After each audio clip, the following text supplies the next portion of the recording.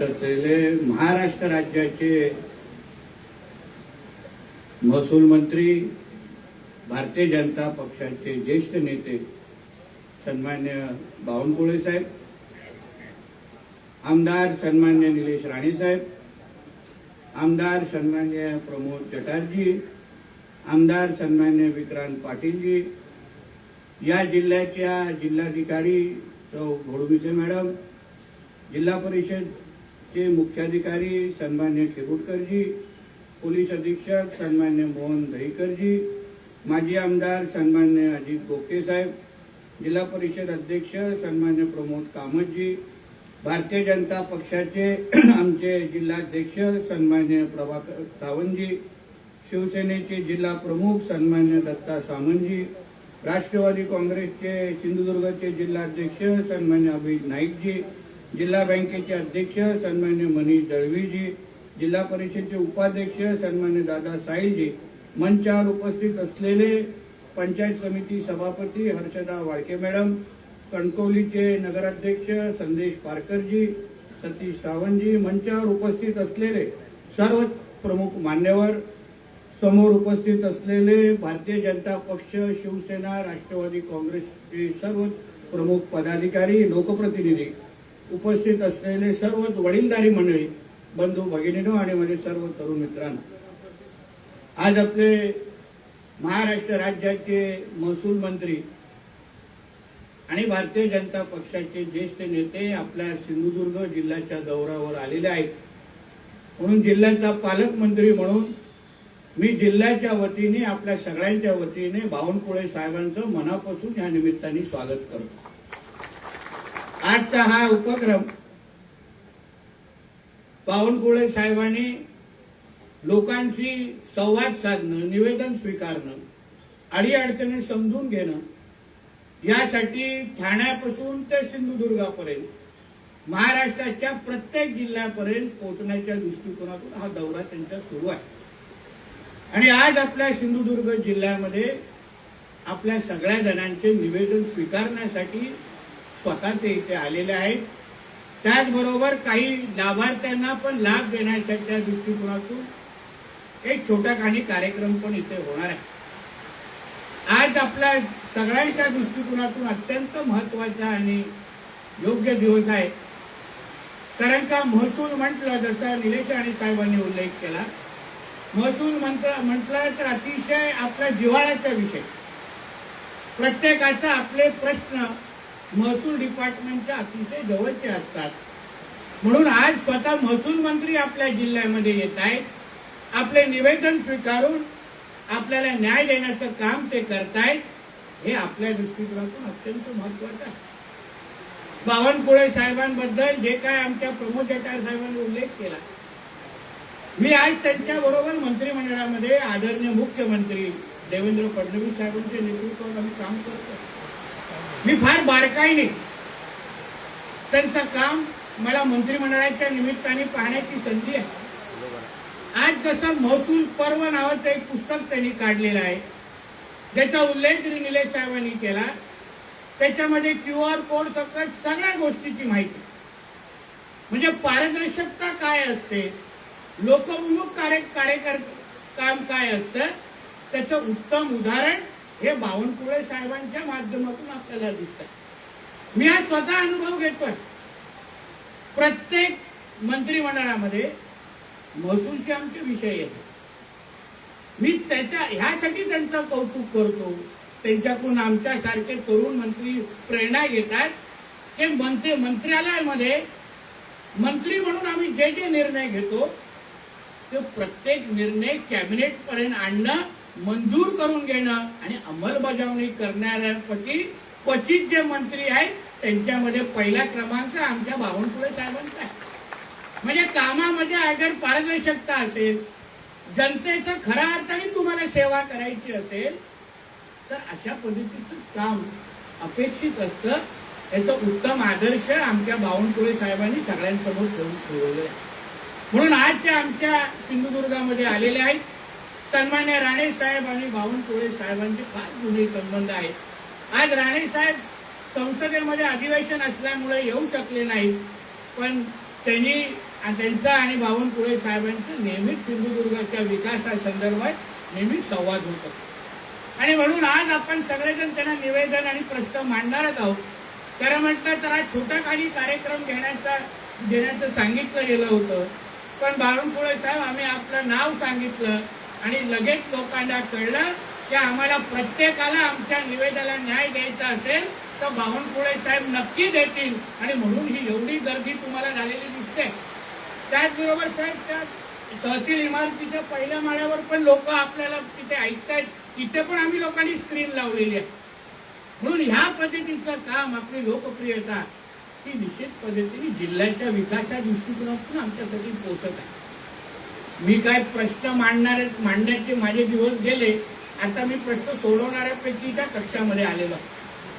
पण मी या निमित्ताने जे काही निलेश साहेबांनी सांगितलं, जटार साहेबांनी सांगितलं, जिल्ह्याचा पालकमंत्री म्हणून मंत्रिमंडळाकडून बावनकुळे साहेबांकडून ते सगळ्या विषयाचं पाठपुराव्याची जबाबदारी माझी निश्चित पद्धतीने आहे. मी निश्चित पद्धतीने करणार. पण बावनकुळे साहेबांना जाता जाता एक छोटासा विषय मुद्दामून मला त्यांच्यासमोर मांडायचा आहे. ते साहेब, या अधिवेशनामध्ये आपण एका प्रश्नाचं उत्तर देत असताना समोर आदरणीय जयंत पाटील साहेबांनी 293 ची चर्चा होत असताना आमच्या सिंधुदुर्गा संदर्भात आपला एक प्रश्न आपल्या समोर मांडला. आपल्याला सांगितलं की सिंधुदुर्ग जिल्ह्यामध्ये खूप भूमाफिया आलेल्या आहेत, मोठ्या प्रमाणामध्ये जमीन विकल्या जात आहेत, स्थानिकांवर अन्याय होतोय, असा विषय आपल्या समोर मांडला. आणि आपण ही अतिशय सकारात्मक पद्धतीने आपण त्यांना उत्तर दिलं. कमिटी पण स्थापन केलेली आहे, एक ऍडिशनल कलेक्टर दर्जाची कमिटी स्थापन केलेली आहे, जे हा सगळ्या जमीन व्यवहारासंदर्भात आपण चौकशी करणार अति चांगलीच गोष्ट आहे. आम्ही त्याचं स्वागत करतो. पण जयंत पाटील साहेबांची पण चूक नाही. त्यांना कोणीतरी येऊन कागद हातात दिला आणि नेहमी सारखं त्यांनी कागदामधून फक्त वाचण्याचं काम केलं, बाकी काहीच केलेलं नाही. कारण तेही आमच्या सिंधुदुर्गात येतात, सुट्ट्यांसाठी येतात, थोडं फेरफटका मारतात आणि परत सांगलीकडे तेही निघून जातात.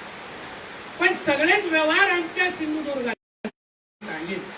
आमचे लोक, इकडचे जी सामान्य लोक आहेत, साक्षरतेचं प्रमाण चांगलं आहे. लोक फार विचारपूर्वक आपल्या जमिनी देतात. असंच कोण मागायला आलं, दमदाटी करायला आलं म्हणून नाही देत साहेब, फार विचारपूर्वक देतात. कोणाला द्यायचंय, काय द्यायचंय, दर पण ते स्वतःच ठरवतात, त्याच्यामध्ये कोणाचेही हस्तक्षेप नसतो. आणि मग अधिकृत पद्धतीने तो व्यवहार आपल्या तहसील आणि ह्या कार्यालयाकडे येतो आणि मग ते व्यवहार पुढे होतात. तर आमच्याकडे रोजगाराचा हा फार मोठा प्रश्न माझ्या सिंधुदुर्ग जिल्ह्यामध्ये आहे. मोठ्या प्रमाणामध्ये आमच्या जिल्ह्याचा तरुण हा मुंबई, पुणे, नाशिक, गोवा, काही लोक तर बाहेर गावच्या देशामध्ये पण आज जाऊन नोकरी धंद्यासाठी बाहेर गेलेले आहेत. आम्हाला त्यांना परत या जिल्ह्यामध्ये आणायचंय, आम्हाला त्यांना परत आपल्या गावाकडे, आपल्या आई वडिलांकडे आणायचंय. आणि म्हणून आदरणीय मुख्यमंत्री देवेंद्र फडणवीस साहेबांच्या नेतृत्वात, आपल्या नेतृत्वात मोठ्या प्रमाणामध्ये प्रकल्प आम्ही आमच्या सिंधुदुर्ग जिल्ह्यामध्ये आणू पाहतोय. त्यासाठी मोठ्या प्रमाणामध्ये गुंतवणूक ही आमच्या जिल्ह्यामध्ये येते आहे. त्यासाठी मोठ्या प्रमाणामध्ये जमिनी त्या उद्योजकांकडे घेतल्या जात आहेत, जेणेकरून उद्या तिथे उद्योग कारखाने उभे झाल्यानंतर आमच्या जिल्ह्यातला तरुण कुठेही मुंबई, पुणे, ठाणे कुठेही न जाता जिल्ह्यामध्ये राहूनच, आपल्या आई वडिलांकडे राहूनच नोकरी उद्या करेल, ती पण मुंबईपेक्षा जास्त पगाराचा करेल. यासाठी आम्ही सगळेजण इथे कामाला लागलेलो. मी गेल्या 15 दिवसा अगोदर मी माझ्या खात्यामार्फत एक बोट बनवण्याच्या कारखान्यासाठी जमीन तळवणे सावंतवाडीकडे इथे आम्ही तिथे घेतली आणि लवकरच तिथे कारखाना येतो. साहेब, आपल्याला खरं म्हणलं तर जिल्ह्याच्या लोक, आमच्या जनतेने आमच्या बावनकुळे साहेबांचे आभार मानलं पाहिजे. कारण का जसं शिरोडाकडे ताज प्रकल्प येतोय, तिथे काही दिवसामध्ये तो ताज प्रकल्पाचं काम सुरू होईल. मी बावनकुळे साहेबांकडे गेलो, विनंती केली की साहेब, जसं शिरोडाकडे ताज येतोय तसं एक प्रस्ताव माझ्या देवगड तालुक्यामध्ये पण आम्ही आणू पाहतोय. आपण महसूल यंत्रणेच्या माध्यमातून त्या ताज प्रकल्पासाठी आम्हाला जमीन द्या. साहेबांनी एकही क्षणाचा विचार न करता मला सांगितलं, नितेश, तो माझा ड्रीम प्रोजेक्ट आहे, तुझा नाही. आणि लगत त्याच्यावर शेरा मारला आणि कॅबिनेटमध्ये ते प्रस्ताव आणतायत आणि लवकरच देवगडमध्ये ताजचा प्रकल्प येण्याचा मार्ग मोकळा होईल. म्हणून मी आपल्याला सांगतो की साहेब, आपल्याकडे आलेले जे काही आता विरोधी पक्षाचे आमचे जे काही लोक भाषण करतात, आता ते नेमकं जयंत पाटलांकडे तो कागद कोणी पोचवला हेही नाव आमच्याकडे आहे. कोण आमच्याकडे काळ्या मांजरासारखं जिल्ह्यामध्ये फिरतोय, जिल्ह्याच्या विकासाचा आढावा येतोय, त्याही व्यक्तीचं नाव आलंय.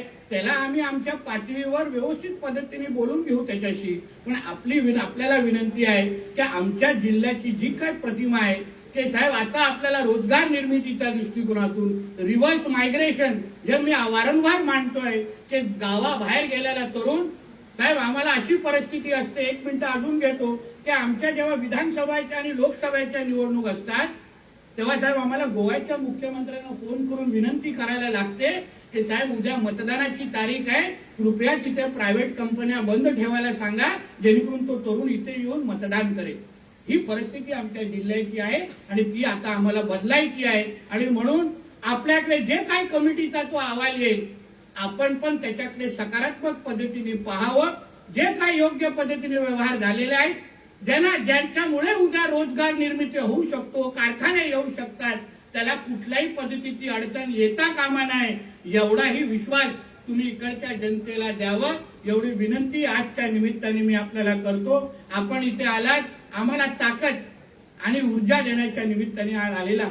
आज तुम्ही दिवस रात्र महाराष्ट्र दृष्टिकोनातून काम करताय, महाराष्ट्रासाठी काम करताय, प्रत्येक विषय सोडवताय, याच्याबद्दल आम्हाला तुमच्याबद्दल सारखा अभिमान आहे. म्हणून परत एकदा आमच्या आदरणीय बावनकुळे साहेबांचं आणि आमचे विक्रांत पाटील जी असतील आणि त्यांच्या सगळ्या महसूल यंत्रणा जे त्यांच्याबरोबर इथे आलेले आहेत, त्यांच्या सगळ्यांचं मी मनापासून आमच्या ह्या जिल्ह्यामध्ये स्वागत करतो. त्याचबरोबर साहेब, जाता जाता आमच्या कलेक्टर मॅडम आणि आमची पूर्ण महसूल यंत्रणा साहेब, काल रात्री शेवटचा मेसेज कलेक्टर मॅडमचा रात्री 2 वाजता तुमच्या तयारीमध्ये विचार, एवढे सगळे आमचे महसूलचे अधिकारी कामाला लागले होते. हे सगळं जे दिसतंय ते साहेब, त्याच्यामागे फार मेहनत आहे. म्हणून तुमच्या इकडची जी महसूल यंत्रणा आहे आमच्या जिल्ह्याची, त्याचंही या निमित्ताने मी निश्चित पद्धतीने कौतुक करतो. परत एकदा